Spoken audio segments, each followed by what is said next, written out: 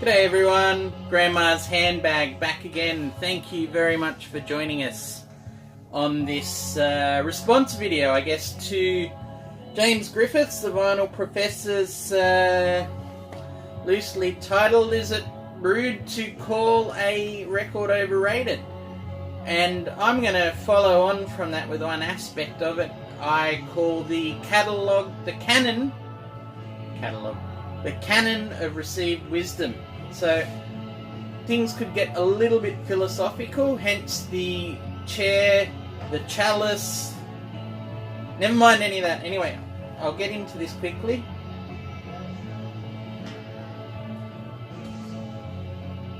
Another IPA, Bridge Road Brewers Bling IPA. 5.8%. Crap title, crap bottle, nice beer. Yeah, not too heavy on the hops. Quite a light IPA, even at 5.8%. Anyway, so I've got a few notes and things here. I hope this doesn't drag out too long, and if I am rambling, maybe there'll be some cuts, hopefully judicious cuts, to whittle me back to the point that I think I need to be making. Anyway, when I saw this thread from James, my philosophy spidey senses really started tingling on this, and I thought, yeah, there's some meaty stuff in here, and it kind of tied in with an episode that I was thinking of making a while ago. There's a lot of these ideas, and I never put them to fruition. I just think, who wants to hear or know about that? But if you can shoehorn it into someone else's, we can do that, which is kind of what I'm doing here. So anyway, if we ask, is it rude to call an album overrated? I'm going to have an each way bet as a philosopher and say no and yes. Look, it's a very interesting logic that the person put to James's video, and I do recommend you look at his video. And then I've also just seen one from Steve Whitty. I think there's John Bellamy as well. It's just a great little thing to get the grey matter flowing on this whole idea of albums being over underrated.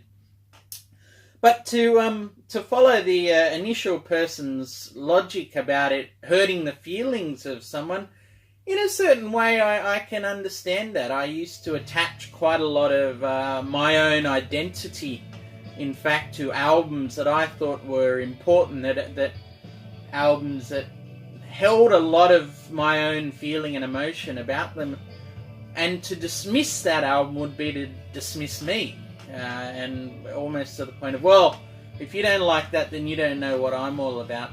And therefore, you know, doesn't matter. Don't bother talking. And yeah, look, I was a lot younger and more insecure on that thing. And I'm not saying that anyone with that opinion is now, by any means. But yeah, the other part of me that sort of says, well, no, it's not rude, is because it sort of folds into what I was saying, the title and the idea I've had that I call the Canon of Received Wisdom. You know, and while James says it comes down to tastes, I mean, taste is kind of the underlying element on this. You can't tell anyone what they're going to like. Or you can tell them, but it doesn't mean they will like it. You know, James eventually puts the question, aside from taste, should we avoid saying that things are overrated? And you know, to answer that question, to me simply is no. No, we should not avoid it by any means at all. In fact, you know, if we take this idea of mine of the Canon of Received Wisdom, as in that we get passed down or told, you know, in a common cultural or musical language of what albums are important, you know, need to be listened and heard, or that to at least gain a sense of their importance and what they mean to a lot of people who have invested their emotions in them. we should never take that for granted by any means, that is a rock solid decree, designation that this is a classic album, no ifs, no buts, it's beyond argument or that. In fact, I'd sort of say that these albums, they enter the canon, as a result of earning their place, could you say? There's obviously, they speak to a lot of people throughout their time. They can transcend that time, be very emblematic of so many other things around that are packed into it, that tie in, that are a culmination. And I think I'll pull out a couple of albums. I think this is clearly one, being released effectively on the first day at the height of a summer of love. There's no doubt that this is an important album. But at the same time, we should never stop questioning why it was important. Is it still important now? How is it important? And there shouldn't be any sort of shutdown of that argument as well, or any kind of reductivist thing. Well, it's all down to taste, because, as I say, there is a universal language that we participate in here with these records, and it's negotiable. It's in flux. It changes through time. So James mentions, in fact, he says albums enter the canon, in Steve Whittier's video, and there was also a mention of, books, the lists, the top 10, the top 100, the 1001 albums you must hear before you die. James says he buys in on that, those sorts of lists, and I absolutely buy in on them as well. I really find them a very valuable pointer as to some of the things that, whether they're the pinnacle of certain types of music or exemplars, or, there's a reason why they are revered. As I said, there's a currency and a language between people. There's a point that Andrew from Tales from the Crater's made a few times, that, it's a pop cultural language. He wants his kids to at least know of the Beatles. It could extend to movies or The Simpsons or that, because then you have these cultural references that you're not oblivious to, that you're able to participate in. Like it or not, records, music, have been part of that in recorded forms for 60, 70, 80 years already. But at the same time, the Canon of Received Wisdom, we should be changing, reappraising or revising opinions. I mean, the thing that I'm always intrigued in is that albums can change in or out of time. James's example again of Sgt. Pepper. Is it overrated? Is it underrated? Is it even the best Beatles album? It's funny how over time, now look, I grew up with this my first knowledge of it in the 80s as a 9 and 10-year-old kid was it was just about the greatest album ever made. In the 1990s, I would say that there was a kind of a shift of opinion. Once the initial fervour of the reissues in the 80s of Beatles albums died down a bit, 20 years since Sgt. Pepper had been released, there was kind of a reappraisal that Revolver was to be seen as a pinnacle of the Beatles' work, the best thing that they had done. And, I think I completely bought that ticket. I certainly believe it is.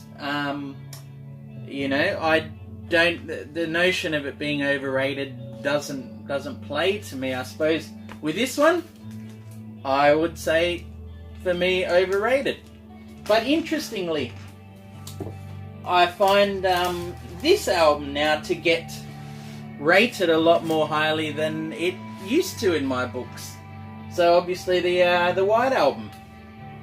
This album seems to have a lot of currency for younger folk today. And I find that down to at least two phenomena that I can kind of think of. I guess the Jay-Z Danger Mouse Grey album mashup with hip-hop using these sorts of samples was a very influential thing about 12 to 15 years ago. Secondly, you could argue that over the 28 songs on here, or is it 30 songs, sorry, the diversity of what plays out, the sheer variety on there, the fact that it's willfully different is almost a precursor to, mixtape culture or cherry picking or sort of non-linear mash-up listening, and therefore it's received, I guess, a little more cultural relevance now than it might have back in the late 60s or 70s, where it might have been seen as an album that should have been whittled down to one. So I guess it's difficult. What I think I would go on record as saying is that there should be no one arbiter of taste, that monoculture sort of thing. So, I mean,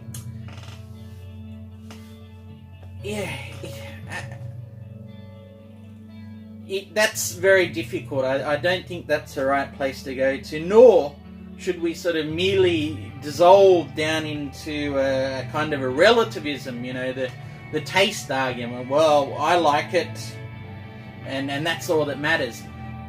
It's got to be somewhere between those two for me, because you can always fall back to you like it, and that's all that matters. I guess you could argue that is at the heart of it, but if we really want to get to the heart of what this stuff means to all of us, I think we need to talk about it.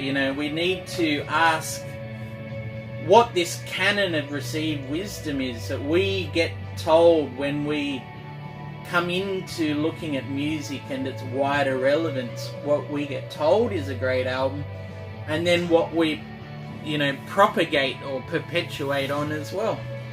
Always ask questions, always talk about it, and that's exactly what I love about the VC and questions like this. So look, I don't know if I've made anything any clearer, but I really do appreciate everyone for